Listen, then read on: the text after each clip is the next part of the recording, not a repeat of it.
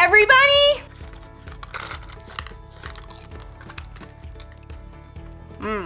I don't know about you, but this is one of my favorite holidays to celebrate together with everyone. In fact, it's one of my favorite holidays to celebrate no matter what. Now, the reason why I love Easter so much, like one of my favorite memories of Easter is every year when I was growing up, we had like an Easter Easter egg decorating contest, and I was probably like the best Easter egg decorator in my town. Like, I was amazing. That's one of my favorite memories of Easter. And see what I mean? Easter is awesome. And not just because of the candy and the games and the good food and the time with family and even like the Easter egg decorating, all that stuff. Easter is something worth celebrating because it's a day that reminds us of something amazing God did to show us that He loves us and wants to be in relationship with us, no matter what. What exactly am I talking about? Well, at Easter, we celebrate the resurrection of Jesus. That word, resurrection, means that Jesus died and came back to life.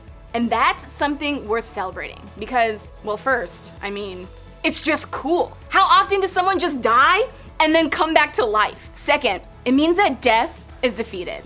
Plus, it means that nothing can separate us from God's love. No sin, no mistake, no misstep, no decision. Because of Jesus and what He did for us at Easter, we can know we are loved, accepted, and forgiven by God, no matter what. Now, maybe you're like, cool story and all, but I don't see how Jesus coming back to life has anything to do with me or my life. I mean, how is it even possible for God to love me no matter what? If that's how you feel, then I'd say that I totally understand. I felt that way before too. And honestly, sometimes I still do. Even though I believe in God and know how much He loves me, I also know I'm not perfect. I've made some mistakes. I made a lot of mistakes. And because of that, it can be hard to feel like I really am loved and accepted and forgiven by God no matter what. I think that happens for a lot of reasons. When we make bad choices, it's easy to feel like God's far away. After all, He knows that we cheated on our test, or lied to that adult, or looked at those pictures online, or posted that mean thing about our friend on social media. There's no way He'd want to be close to us, right? I mean, sometimes we feel guilty about the things we've done. And because of that, we hide from God. We stop spending time with Him or talking to Him or showing up at church because we feel like we don't deserve to be there. After what we did, well, it just seems like there's no way God would want much to do with us. And besides, we already feel bad enough about our mistakes. Do we really need God to remind us that what we did was wrong? Or sometimes when we mess up, we feel like God's mad at us.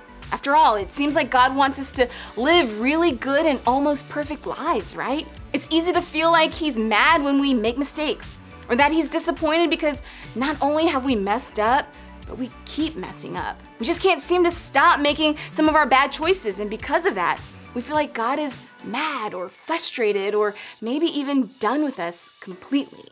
Big or small, our mistakes have a way of making us feel like after what we've done, no one could actually love and accept us. Nobody could truly forgive us, especially not God. But the good news is, that's where Easter comes in. All that stuff about Jesus dying for our sins and offering us forgiveness, His resurrection making a way for us to be close to God forever, well, it's true. And believing this for ourselves has the power to change everything. To help us see what I'm talking about, let's look at an encounter Jesus had in the New Testament, the part of the Bible that was written after He came to earth. The encounter was with a guy named Peter, one of Jesus' closest friends and followers during His ministry. Now, Peter was a fisherman who completely left his life and career to follow Jesus. He eventually became one of the leaders in the early church and shared the message and hope of Jesus with others. So you'd probably look at a guy like Peter and think he pretty much had it all together. No mistakes, no mess ups, nothing to keep him from being loved and accepted and forgiven by God, right? Not so fast. See, Peter was also known for making some pretty big mistakes. He had a way of acting first and thinking later, which turned into a recipe for a lot of major mess ups in his life. And one of the biggest happened right around Easter. As Jesus was nearing the end of His life, He knew what was coming. He knew that He was going to be captured and killed on a cross. And He knew that this meant a lot of potential pain and danger for His disciples, including Peter. After all, They had dedicated their lives to following Jesus. They were closer to him than anyone. So when Jesus, their leader, was arrested and taken to be killed, of course they'd be in danger of being taken with him. To prepare them for what was ahead, Jesus warned his disciples of the events about to take place. And Peter, well, he promised to stand by Jesus to the death. But when it came down to it, and Jesus actually was arrested, what did Peter do? He denied even knowing Jesus. Not once, not twice, but 3 different times that night. Yikes. Talk about messing up.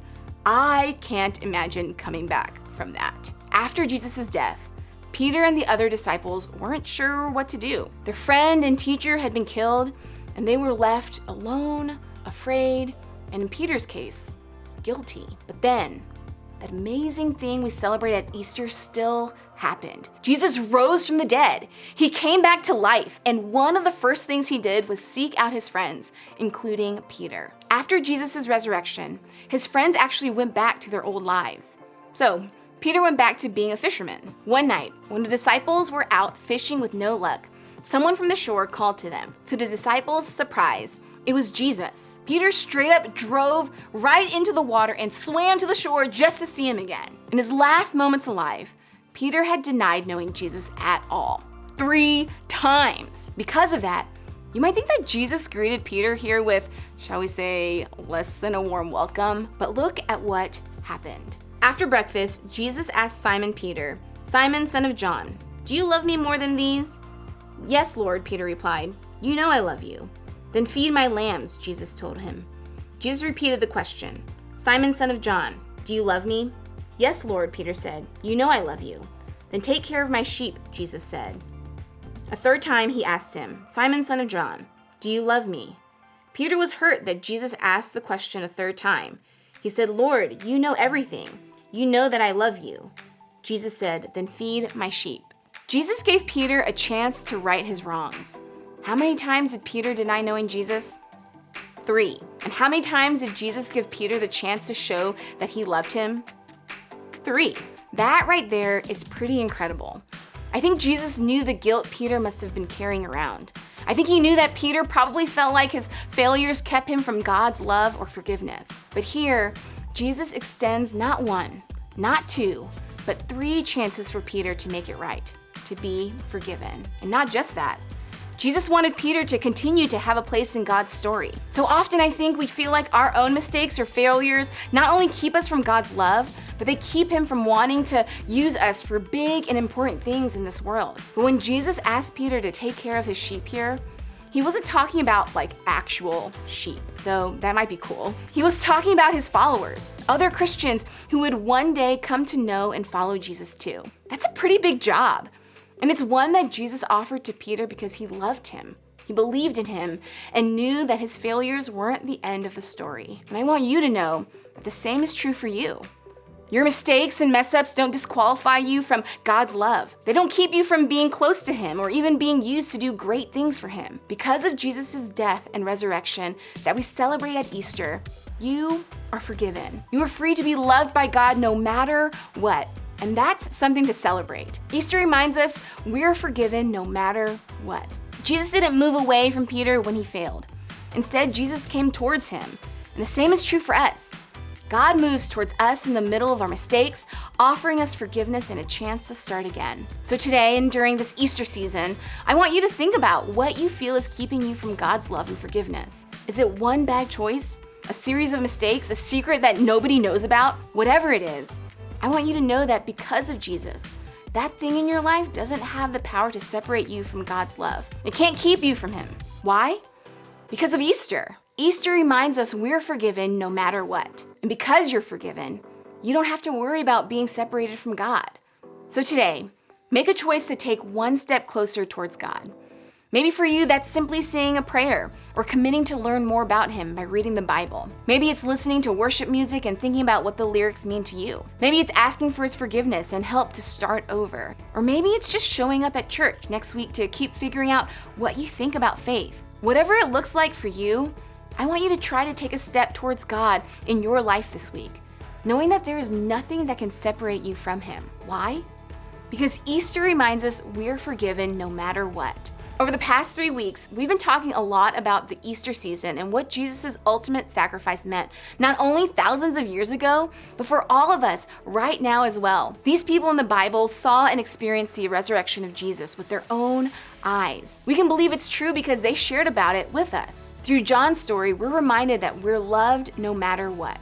The task of spreading the word of Jesus' resurrection was given to Mary Magdalene, showing us that we're important no matter what. And we just learned through Peter's experience that with Jesus, that we're forgiven no matter what. Because Jesus died and came back to life for all of us. We're loved, important, and forgiven no matter what. Nothing can change that.